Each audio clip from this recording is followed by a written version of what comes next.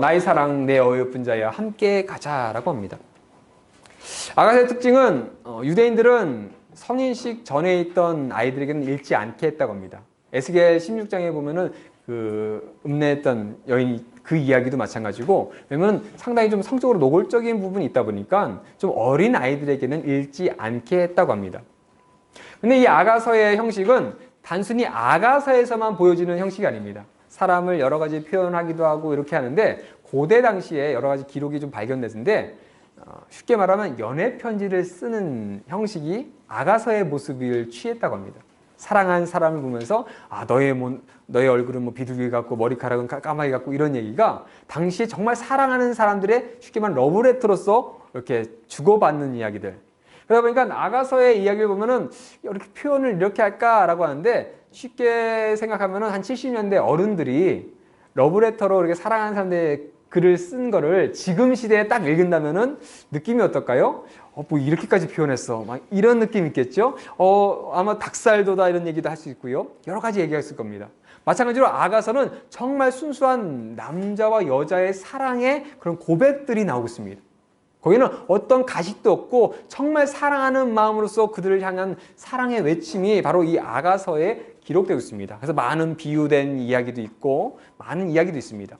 그래서 아가서가 구약의 정경 가운데서 정경으로서 돼야 되냐 말아야 되냐 많은 논란이 있었는데, 마지막으로 최종적으로 이것이 정경으로 채택된 이유가 뭐냐면, 남녀가의 사랑이 그냥 단순한 사람들의 사랑 얘기가 아니라 바로 그 모습은 우리와, 그러니까 그 당시에는 이스라엘이죠. 이스라엘과 하나님과의 사랑의 모습이 바로 이런, 왜 욥기가, 왜 시편의 기자들이, 왜 잠언의 기록자가, 전도자가 그렇게 얘기를 했는지, 바로 우리가 하나님을 경외하는 이유가 단순히 하나님께서 창조하신 것이 아니라 하나님 우리를 이렇게 사랑하시고 우리가 이렇게 사랑하는 관계기에 우리가 하나님을 경외하며 살아가야 되는구나 하는 것을 얘기한다라고 해서 아가서를 정경으로 채택했다라고 얘기하고 있습니다. 그래서 지금은 이스라엘과 하나님이라면은 지금 우리에게서는 뭐 교회와 예수님, 우리와 예수님 이런 관계로서 보시면 되겠죠. 그런 아름다운 이야기가 바로 이 아가서 가운데 있습니다. 히브리어는 쉬르 하시름에서 노래 중에 가장 아름다운 노래, 세상에서 가장 아름다운 노래는 뭘까요? 가요에서도 가장 인기 있는 노래는 뭐겠습니까? 이별의 노래, 슬픔의 노래 아닙니다. 다 사랑의 노래. 모든 사람이 좋아하는 노래가 사랑의 노래 아닙니까? 바로 그런 노래. 가장 살아온 사랑. 이 사랑이 남녀 간의 그런 사람의 사랑이 아니라 바로 하나님과 우리와의 사랑, 영원한 사랑, 그 사랑을 노래하는 것이 바로 이 아가서입니다. 기록자는 솔로몬이라고 보고 있습니다. 솔로몬의 아가라고 하면서 솔로몬이라고 하는데요. 솔로몬이 아니라고 하는 이야기도 있습니다. 여러분, 솔로몬의 아가라 하면서 솔로몬이 쓴 아가라고 쓴 부분, 그리고 열왕기에도 보시면 11장에 솔로몬이 여러 가지 시라든지 노래를 썼다라고 하는 부분이 있다 보니까 솔로몬이 졌다라고 하는 반면에, 솔로몬의 아가라고 하면 그 히브리어에서 솔로몬이 아가를 진 것이 아니라 아가를 솔로몬에게 줬다라고 하는 의미도 포함된다고 하는 분들도 있습니다. 왜냐면은 아가서는 두 남녀만 나옵니다. 두 남녀의 정말 가식 없는 순수한 사랑의 이야기를 하는데, 우리가 잘 알다시피 솔로몬은 마지막 처첩이 1000명이나 되는, 그러니까 한 사람만 지고지순한 사랑을 한 사람이 아닙니다. 그러다 보니까 일부에서는 솔로몬의 그 잘못된 그런 행동을 바로잡고, 특별히 하나님, 그러니까 그가 지금 누리고 있는 그 많은 부인들의 그 문제가 잘못된 것이고, 또한 그가 하나님을 떠나서 하나님을 경외하지 않고 있는 삶이 잘못됐다, 하나님과의 사랑하는 관계로 다시 돌아오라고 하는 그런 이야기로 썼다라고 하는 부분도 있습니다. 그러니까 그렇게 얘기하시는 분들인데, 어쨌든 저는 전통적으로 솔로몬이 썼다. 솔로몬의 이야기 가운데 솔로몬의 사랑에 대한 고백, 그다음에 그런 남녀의 사랑의 이야기를 통해서 하나님과의 사랑 이야기를 우리에게 보여주고 있다라고 보고 있습니다. 기록자에 대한 여러 가지 견해가 있습니다. 아까 말씀드렸던 기록자들, 솔로몬이 아닌 여러 가지 이야기들, 그다음에 솔로몬이 기록자가 아니라 솔로몬에게 교훈을 주기 위한 그런 이야기가 있지 않을까라고 여러 가지 추측도 있습니다. 배경에 보시면 술라미 여인과 솔로몬의, 그러니까 청년이죠. 이제 청년이지만 이제 솔로몬이라고 하는, 저희는 이제 동일시하기 때문에 솔로몬의 술라미 여인과 솔로몬 청년과의 사랑의 노래, 그 가운데는 이 두 사람만 있는 것뿐만 아니라 다른 사람들의 노래도 함께 포함됩니다. 그래서 개역개정에서는 아가서가 그냥 하나의 그냥 문서로 쭉 기록되는데 다른 성경 역본들을 보시면은 이것이 남자가 한 부분, 여자가 한 부분, 뭐 합창하는 부분 그런 부분으로 나눠 가지고 마치 한 편의 오페라나 아니면은 뭐 연극처럼 이렇게 나눠 놓은 부분이 있습니다. 그러면서 이 부분이 남자가 고백한 거구나, 여자가 고백한 것이구나 이렇게 이런 부분도 나눠지는데요. 어떤 그런 노래의 형식도 포함되어 있습니다. 그래서 특별히 술람이 여인과의 사랑하는 그 청년과 솔로몬과의 그 얘기가 있습니다. 그리고 이 결혼 결국 하나님과 이스라엘 백성과의 관계, 또 지금 우리에게는 하나님 예수님과 우리와의 관계, 하나님과 우리와의 관계, 교회와 하나님 예수님과의 관계, 그런 우리와의 관계, 왜 하나님을 우리가 경외해야 되는지, 하나님께서 우리를 사랑하시고 우리가 사랑하는 관계, 이 관계로서 우리가 하나님께서 우리를 사랑해 주셨고 우리가 사랑하기에 경외하며 하나님의 뜻 가운데 살아가야 된다는 것을 얘기하고 있습니다. 그래서 솔로몬의 그 기록 가운데 보면은 솔로몬의 잠언도 쓰고 1505편의 노래와 뭐 여러 가지 지식들, 그래서 특별히 동물과 식물에 대한 많은 해박한 지식이 있다라고 하는데, 아가서 자체가 많은 동물도 나오고 여러 가지 식물에 대한 이야기도 나오다 보니까 그런 지식을 소유한 사람이 누굴까라고 했을 때는 솔로몬이지 않을까. 그래서 완전한 하나님의 사랑이 있는 에덴, 하나님의 나라를 연상시키며 그것을 비유로서 두 남녀의 사랑으로서 기록을 하고 있다라고 보고 있습니다.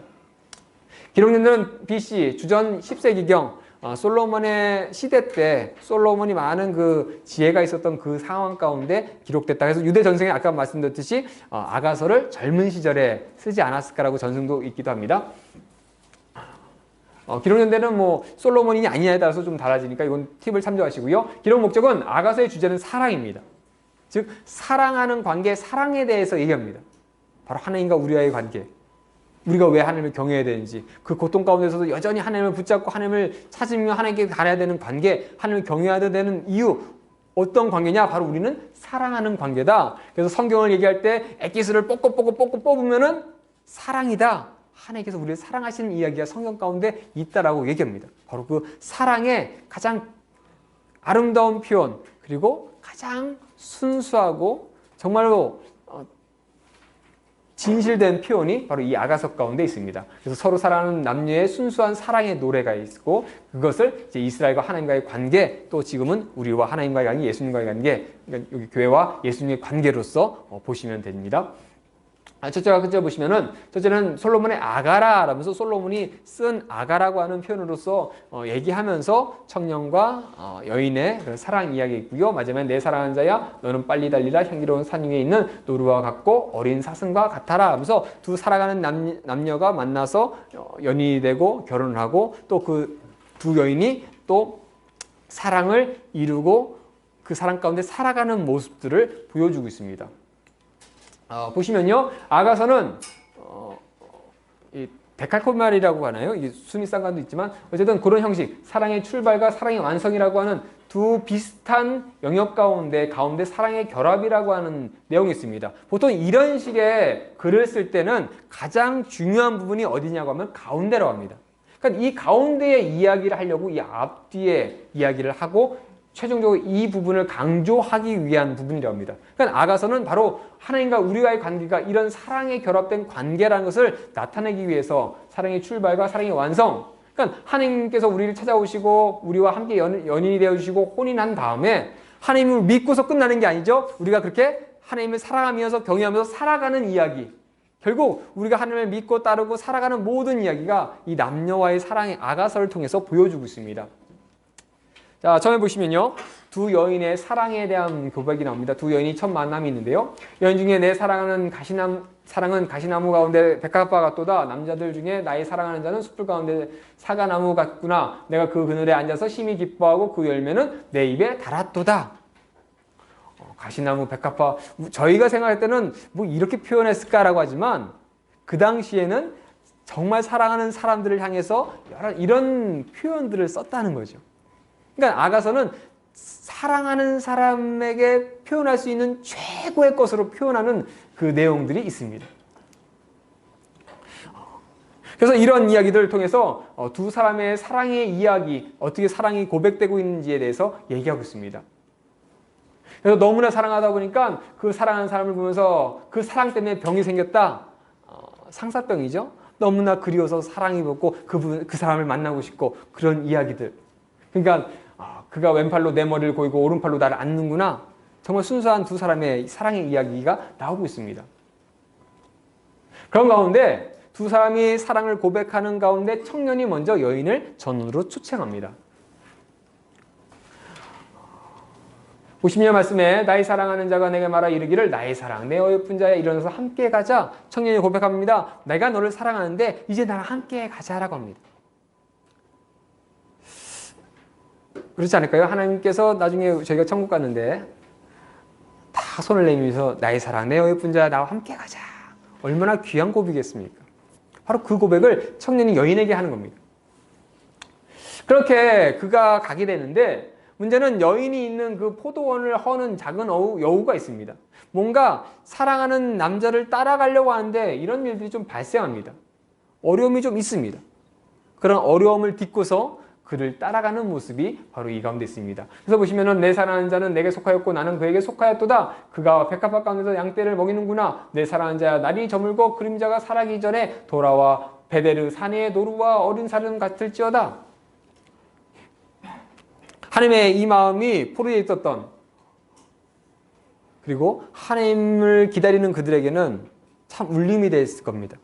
하나님께서 먼저 오셔가지고 다가오는 남자가 여인을 찾아오는 그 모습들, 같이 있고 싶은, 나에게 속하고 어떻게든 나에게 속하고 나에게 함께 있는, 그래서 하나님을 질투하시는 하나님이라고, 나에게 속하고 내가 사랑하는 그가 다른 걸 사랑하는 것은 용납할 수 없습니다.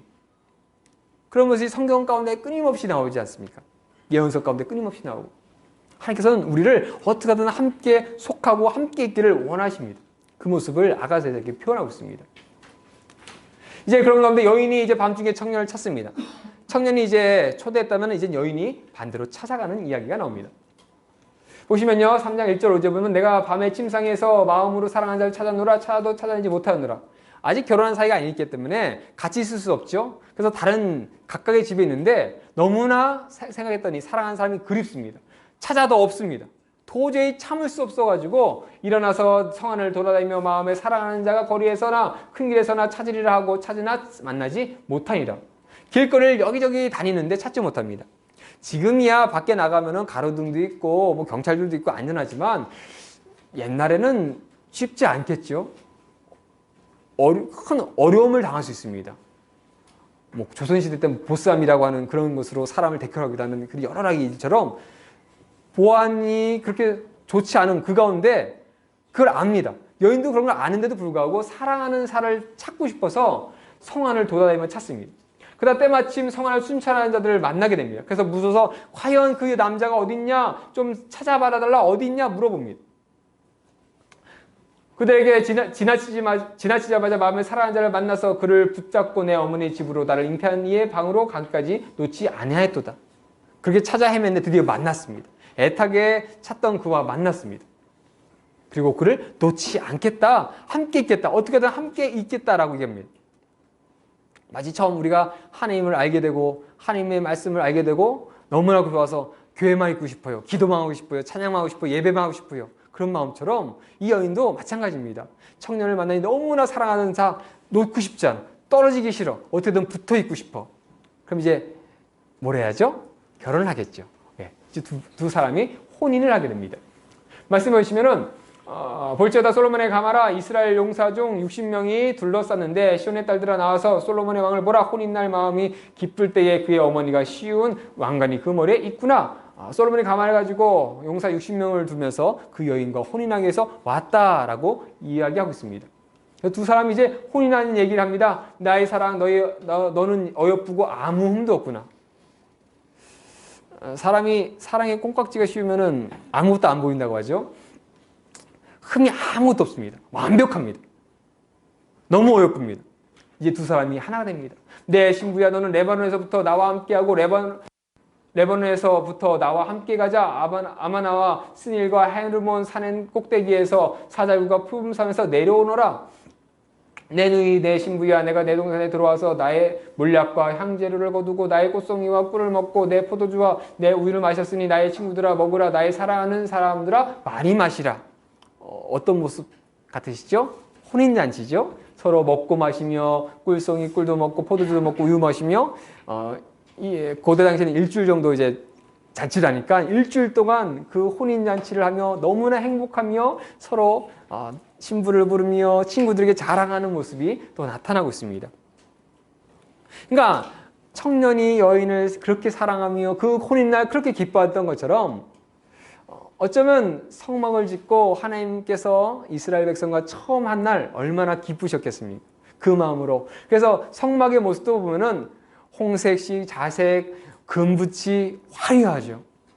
그것이 단순히 하나님께서 화려한 걸 좋아하고 화려한 거를 금을 좋아해서 그걸 좋아해서 한 것이 아니라 내가 사랑하는 신부된 그들과 함께하는 그 혼인 자리, 함께 만나는 자리가 이렇게 아름답기를 바라시는 거죠. 가장 귀하기를, 그 행복한 그들과 함께하기를.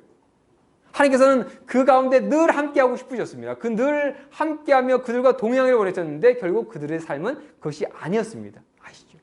하나님은 이런 마음이셨습니다. 우리와 처음 만났을 때, 우리가 함께 했을 때 이 마음으로 우리와 만나셨다는 겁니다. 자, 그렇게 혼인이 끝났습니다. 혼인 가운데 이제 살아갑니다. 혼인이 끝나고 두 사람이 살아가는데 이제 콩깍지가 싹 벗겨지니까 사람이 좀 달라집니다. 보시면요, 내 사랑하는 자 어디 갔는가? 라고 하면서 내가 잘지라도 마음에 깨었는데 나의 사랑하는 자 소리가 들리는구나. 문을 두드려 이르기를 나의 누이 나의 사랑 나의 비둘기 나의 완전한 자야 문을 열어다오. 내 머리에는 이슬이 내 머리털에는 밤이슬이 가득하였도다 하는구나. 내가 옷을 벗었으니 어찌 다시 입겠느냐. 내가 발을 씻었으니 어찌 다시 더럽히랴마는. 혼인하기 전까지는 어떻게든 같이 입고 싶어서 그 위험한 밤중에도 돌아다니면서 그렇게 하며 혼인했던 그가 이제는 옷도 벗고 씻어가지고 딱 잠자리에 들려고 하는데 사랑하는 사람, 남편이죠. 자기 집에 와서 똑똑똑똑 두드리면서 여보 문 열어줘 그러는데 나 귀찮은데 옷 다시 입기 싫은데 씻었는데 또 더럽히기 싫은데 좀 그런 마음이 들기 시작합니다. 그렇게 계속 열어달라고 하면서 내 사랑하는 자가 문틈으로 손을 들이밀며 내 마음이 움직여서 계속 그러니까 마음이 점점점 맞다 내 사랑하는 사람이 왔는데 문이 열립니다. 그래서 탁 나갔는데 일어나서 내 사랑하는 자를 위하여 문을 열었을 때 모략이 내 손에서 몰약즙이 내 손가락에서 밑장에 떨어지는구나. 내가 내 사랑하는 자를 위하여 문을 열었으나 그는 벌써 물러갔네. 남자가 애달프게 얘기했는데 여인이 열어주지 않아서 남자가 그냥 가버렸습니다. 근데 여인이 처음에는 귀찮아서 싫었는데 맞아. 그 청년이 남편이 어떤 사람인지 내 사랑이 어떤 건지 깨닫고 다시 나갔는데 없습니다. 없으니까 어떻게 되냐면은 그가 말할 때 내 혼이 나왔구나. 내가 그를 찾았도다. 찾아도 못 만났고 불러도 응답이 없었노라. 그 애타는 마음이 다시 불붙기 시작합니다. 그러면 다시 찾아 헤매기 시작합니다. 그러면서 이제 또 밤중에 성안을 순찰하는 자들과 만나게 됩니다. 근데 그들과 만났는데 그들이 쳐서 상하게 하고 성벽을 파수하는 자들이 나의 겉옷을 벗겨 가져갔도다. 앞에서는 그들을 만났을 때 별일 없었는데 여기서는 독특하게도 그들이 쳐서 상하게 되고 그들이 자신의 겉옷을 벗겼다라고 합니다. 어려움을 당합니다. 그냥 남편이 왔을 때 받아들였으면 되는데 괜히 튕겼다가 그 사람 찾으려고 하다가 고난을 당합니다. 우리도 그렇죠. 늘 하나님 잘 섬기다가 하나님 탁 벗어나면은 꼭 어려움 당합니다. 마찬가지죠. 그런 고난이 있다는 겁니다. 근데 그 고난으로 끝나는 게 아닙니다. 8절 보시니까 예루살렘 딸들아 너희에게 내가 부탁한다. 너희가 내 사랑하는 자를 만나거든 내가 사랑함으로 병이 낫다고 하려무나. 또 병 났습니다. 앞에서는 상사병인데 이제는 그 사랑하는 사람을 찾으려고 하는데 고난도 당합니다. 그럼에도 불구하고 보고 싶으니 또 병이 납니다. 그래서 찾아갑니다. 그래서 이제 만나게 되죠. 내 사랑하는 자가 자기 동산으로 내려가 향기로운 꽃밭에서 이르러서 동산 가운데서 양떼를 먹이며 백합알을 꺾는구나. 나는 내 사랑하는 자에게 속하였고 내 사랑하는 자는 내게 속하였고 그가 백합알 가운데서 그 양떼를 먹이는구나. 그 다시 만난 그들이 다시 화합하는 모습을 보여주고 있습니다. 이제는 앞에서는 청년이 여인을 초대했다면 이젠 여인이 청년을 초대합니다. 나는 내 사랑하는 자에게 속하였고 그가 나를 사모하는구나. 내가 사랑하는 자야, 우리가 함께 들러가서 동네에서 유숙하자. 너는 왼팔로는 내 머리를 고이고 오른손으로는 나를 안으리라. 예루살렘 딸들아, 내가 너에게 부탁한다. 내 사랑하는 자가 원하기 전에는 흔들지 말며 깨우지 말지어다. 잠시 마음이 흔들리는 것도 있었고 고난도 있었지만 다시 그 두 사람의 사랑이 온전해졌습니다. 그러면서 다시 그대에 속하며 그 사랑을 나누는 모습이 또 아가서에 나타나고 있습니다. 그리고 마지막으로 두 여인의 사랑의 고백이 나타나고 있습니다. 너는 나를 도장같이 마음에 품고 도장같이 팔에 두라. 사랑은 죽음같이 강하고 질투는 술같이 잔인하며 불길같이 일어나니 그 기세가 여호와의 불과 같으리라. 하나님께서 우리를 사랑하시고 여인과 청년이 사랑하듯이 바로 하나님과 우리의 관계가 그렇습니다. 그러니 하나님께서 우리를 그렇게 사랑하시는데 우리가 그 사랑, 죽음보다 강한 사랑 가운데 있는데 그 사랑에서 떠나니 그 질투가 수월보다 잔인하다고 합니다. 그 결과가 남유다의 멸망, 이스라엘 멸망, 그 사랑을 떠났던 사람들, 하나님께서 질투하십니다. 나만 사랑해 줬으면 좋겠는데, 나만 사랑해 줬으면 좋겠는데, 그 마음으로 불길이 휘었습니다. 그리고 그 하나님께서 우리를 사랑하시는 그 마음은 많은 물이 그 사랑을 끄지 못하고 홍수라도 삼키지 못합니다. 이스라엘 멸망했습니다. 끝났습니다. 그럼 버려두면 다시는 안 보면 되는데 그들 보면서 그리워합니다. 다시 돌아오게 합니다. 회복시키십니다. 그것이 하나님께서 이스라엘을 또한 우리를 사랑하시는 그 마음이라고 합니다. 그 마음을 누구도 꺼트릴 수 없습니다. 하나님께서는 그 마음을 가지고 어떻게 하든 우리가 그 사랑을 알기 위해서 세상 가운데 예수 그리스도를 보내시죠. 그리고 그분께서 그 사랑을 죽기까지 너희를 사랑한다는 모습을, 그 사랑을 증명해 주십니다.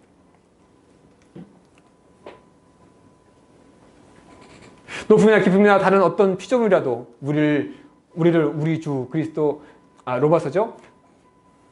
우리 주 예수 안에 있는 하나님의 사랑에서 끊을 수 없느니라. 아가서의 말처럼 여호와의 불은 질투처럼 아무도 끌 수 없습니다. 그리고 예수님을 통해서 나타나신 하나님의 사랑은 아무도 끊을 수 없습니다. 하나님께서는 지금도 우리를 초청하시고 함께 하시고 원하십니다. 우리에게 사랑한 자야 함께 가자라면서 손잡으며 서로 하나 되고 함께 사랑을 나누며 동행동거하기를 원하십니다. 아가서는 이렇게 두 남녀의 사랑 이야기로서 아주 영원히 꺼뜨릴 수 없는 그 사랑 이야기, 그것을 통해서 우리와 하나님과의 관계를 이야기하고 있습니다. 우리가 하나님을 그렇게 사랑하니 고난이 왔을 때 욥처럼 그 7명의 아들이 3명의 딸이 그 모든 물건들이 얼마나 괴롭겠습니까? 저는 아들 하나 죽어도 못 살 것 같습니다. 그렇죠? 어떤 사람은 자녀 하나 잃었다는 그것 때문에 끙끙 앓다가 죽는 사람도 있고요. 정신이 돌아버려서 미친 사람도 있습니다. 근데 욥이 그 가운데서 믿음 지킬 수 있는 것은 하나님의 사랑을 알기 때문에 그 사랑을 지킨 겁니다. 그 사랑을 알기 때문에 왜 하나님 나 죄 없는데 왜 앞에가도 없고 뒤에가도 없고 아무리 찾아도 왜 없습니까? 시편 기자처럼 그 고난 가운데서 여전히 하나님을 찾습니다. 하나님을 사랑하기에, 그 사랑을 알기에 그 고난 가운데서 견디며 참으며 하나님이 나를 위해서 갚아주실 걸 알기 때문에 나는 하나님을 믿고 신뢰하며 나갈 수 있습니다. 그 가운데 살겠습니다 라고 얘기합니다. 자문의 말처럼 우리가 왜 하나님을 경외해야 되는지, 하나님이 우리를 사랑하시고 우리가 사랑하시기에 우리 하나님을 경외하며 그 가운데 살고 싶어합니다. 하나님께서 좋아하시니, 하나님께서 거룩하시니 우리도 거룩한 삶을 살고 싶습니다. 하나님께서 구별되라고 하시니까 우리도 구별된 삶을 살고 싶어합니다. 그 가운데 실수할 수 있습니다. 여인처럼 때로는 나태해질 수 있습니다. 그러다가 세상 가운데 헛된 인생을 살 수 있습니다. 하지만 그럼에도 불구하고 하나님께서는 우리를 돌아와서 우리 본분을 지키며 다시 회복된 삶을 살기로 하십니다. 성경은 줄곧 사랑에 대해서 얘기합니다. 하나님의 사랑에 대해서 얘기합니다. 질투보다 더 맹렬한 어떤 것으로도 더 끌 수 없는 그 사랑에 대해서 얘기합니다. 이것이 하나님께서 세상을 향한, 우리를 향한 사랑의 마음입니다. 그 마음을 아가서에서 보여주고 있습니다. 우리를 찾고 애타게 찾으시고 함께하길 원하신 하나님. 정말 잠언 전도서 왜 경외해야 되는지, 왜 하나님이 없는 삶이 헛된지 아가서가 얘기해주고 있습니다. 그 아가서의 그 사랑의 마음을 가지고 말씀도 보시고 세상 가운데 정말 하나님을 경외하는 삶, 하나님과 함께하는 삶 살아가는 저와 여러분 됐으면 좋겠습니다.